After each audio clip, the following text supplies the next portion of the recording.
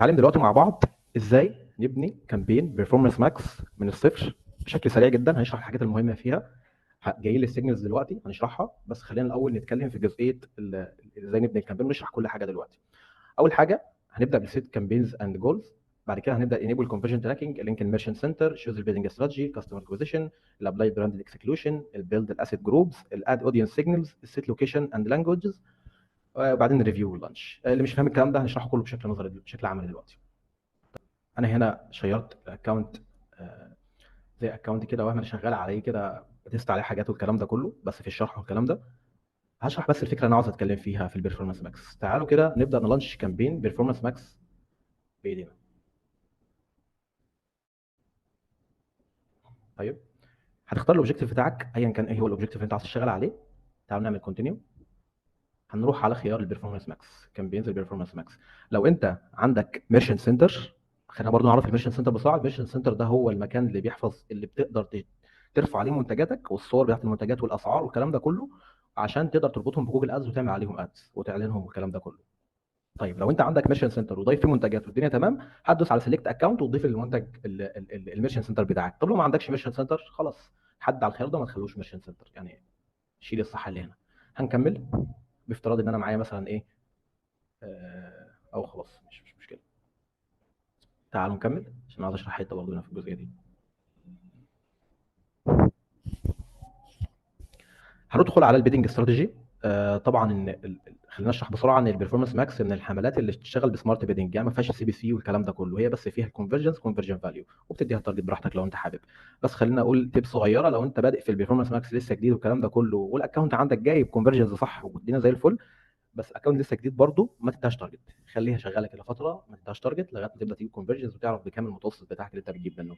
طيب، خلينا نشرح جزء مهم جدا، الكاستمر اكوزيشن. الكاستمر اكوزيشن في البرفورمانس ماكس، لو جيت حددت الخيار دوت كده وفتحته، هيقول لك ان جوجل بتديك خيارين، انك ممكن تدفع اكتر للعملاء الجديده، وهنا عن طريق انك طبعا بترفع الكاستمر ليست بتاعتك والكلام ده كله، او اونلي بيت فور نيو كاستمرز، انا مش عاوز ادفع في الكامبين دي غير للنيو كاستمرز بس. وبرضه جوجل بيدفع على الناس القديمه اللي شغال، او ناس تاني عندك عادي بيروح عليهم ويصرف عليهم. يعني شايف ان النموذج ده مش احسن حاجه قوي، بس ممكن تجربه لو حابب تجربه. انا مجربه عندي وشغال كويس، بس انا متاكد ان هو بيروح على ناس تانية عندي بالفعل شافت الاعلان في مكان تاني، او الناس دي مثلا اشترت مني قبل كده وبيروح لها تاني. طيب، ده كده الخيار بشكل سريع جدا. بعدين هنروح على نيكست. هنا انت بتحدد الكانتري بتاعتك، وخلوني برضه اقول لكم من هنا في تيب مهمه جدا، ان جوجل ماب برضه ما بيختارش اللوكيشن بالظبط. يعني جوجل برضه بيختار، لو انا حددت ايجيبت او السعوديه مثلا، برضه بيجيب لي الناس اللي مهتمه بالسعوديه، مش او اللي مهتمه بمصر، ممكن الناس دي تكون في الامارات مثلا. فخلينا نشرحها بعد ما نخلص اللانش بتاع الكامبين. هنا بتختار اللغه طبعا. تمام. هنا بقى معاك الخيار بتاع البراند اكسكلوشن اللي انا كنت عاوز اتكلم عليه من شويه. هنا بتعمل البراند اكسكلوشن، بتحدد كل كلمات البراند بتاعك علشان ما تظهرش بيها في البرفورمانس ماكس، وتبدا تصرف على ناس اوريدي بالفعل عارفاك، فليه تصرف عليها تاني؟ في كامبين اسمها كامبين البراند، هي المختصه ان هي تجيب الناس دي. فخلي البرفورمانس ماكس اللي هي تاكوير ناس جديده، ناس ما تعرفنيش على الاقل والكلام ده كله. فانت هنا بتبدا تضيف نيو براند ليست، وتضيف كل كلمات البراند بتاعك. انا شغال امازون، انا الجوجل ادز اكسبرت الامازون، هضيف امازون اي جي، مش عارف امازون، كل الحاجات اللي ليها علاقه بامازون هضيفها هنا، علشان ما اخليش البرفورمانس ماكس تطلع بيها خالص. الكامبين دي تاكوير ناس جديده، او لا تاكوير ناس مش بتبحث بالبراند بتاعي. تمام. طبعا السكيدول والكلام ده كله. هنا الفيد لو انت عاوز تضيف بيجي فيد والكلام ده كله.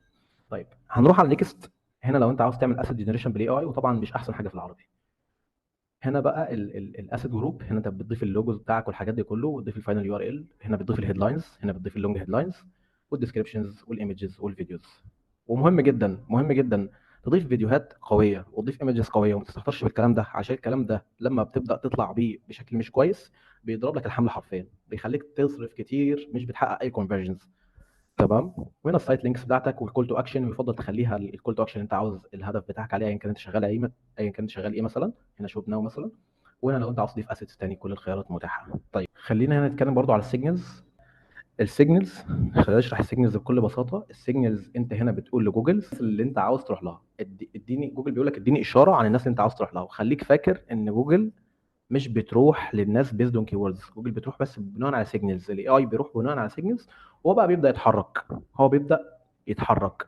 فانت بتضيف له سيجنالز، انت شغال ايه مثلا، انت ايه اللي بتبيعه مثلا. انا ببيع حاجه مكمل غذائي مثلا، اي حاجه، كنت بضيف كل الكلمات لغايه 25 كلمه. تمام، بعد ما تخلص الكلمات دي كلها خلاص زي الفل، انت هنا كده. ده كده اول خيار. بعد كده في خيار تاني، الاودينس سيجنالز. دي الفيرست بارتي داتا بتاعتك، الداتا اللي هي عندك، اللي هي بتاعتك انت، زي مثلا الناس اللي دخلت الستور بتاعك، زي الناس مثلا اللي شافت اليوتيوب بتاعك فيديوز، زي الناس اللي عملت بيرشز، زي الناس، اي حد عندك دخل اتعامل معاك هنا، هتلاقيه في الاودينس او في اليور داتا. طيب انت هنا ممكن تختبر الكلام ده كله بكل بساطه، وتشغل اتنين اسيت جروب، وتشغل مثلا واحده تخليها سيرش تيرمز والتانيه تخليها اودينس سيجنالز.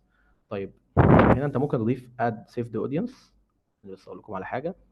وهنا ممكن تبدا يعني تجيب الناس دي بالانترست بتاعها، الناس دي مهتمه بايه في الماركت، براحتك هنا. ممكن تتست الكلام ده كله بالمناسبه. الكلام ده كله قوي جدا ومفيد جدا. في ناس بتقول لك ان جوجل ادز مش احسن حاجه في الحته دي، بس والله جوجل ادز قويه جدا في حته الانترست في الكلام ده كله، خصوصا لو انت بديت تتستها في اسيت جروب لوحدها، ما تخليهاش كله مع بعضه. تمام. برضو في حاجه مهمه جدا ممكن اقولها لكم. هنا انت ممكن تتارجت الكيوردز اللي عليها انت عاوز البيرشيس انتنت، الناس اللي داخله مهتمه بالكيوردز دي، او الناس داخله تشتري بالكيوردز دي، تضيفها هنا وتعمل بيها بقى ايه سيجمنت. تمام. وممكن هنا كمان تجيب ناس شبه الناس اللي بتدخل على مواقع معينه، يعني مثلا انا امازون ممكن اجيب الناس اللي بتدخل على نون، الناس اللي بتدخل على يوميا، الناس الكلام ده كله. تمام. هنا احنا شرحنا السيجنالز وشرحنا الاودينس. طيب، وهنا لو انت عاوز تضيف ناس من جوجل اناليتكس عندك، او من اليوتيوب يوزرز، او كاستمر ليست، بس هي لسه مش شغاله هنا. تمام. بعد كده بتضيف البادجت بتاعتك، وبعدين بتكمل وخلاص بتلانش الكامبين بتاعتك. تمام. احنا هنا خلاص لانشين، عملنا لانش الكامبينز، احنا عملنا لانش الكامبين وخلصنا. هيكون معانا في حاجه مهمه، هيكون معانا في حاجه مهمه جدا. ماذا بعد اللانشنج؟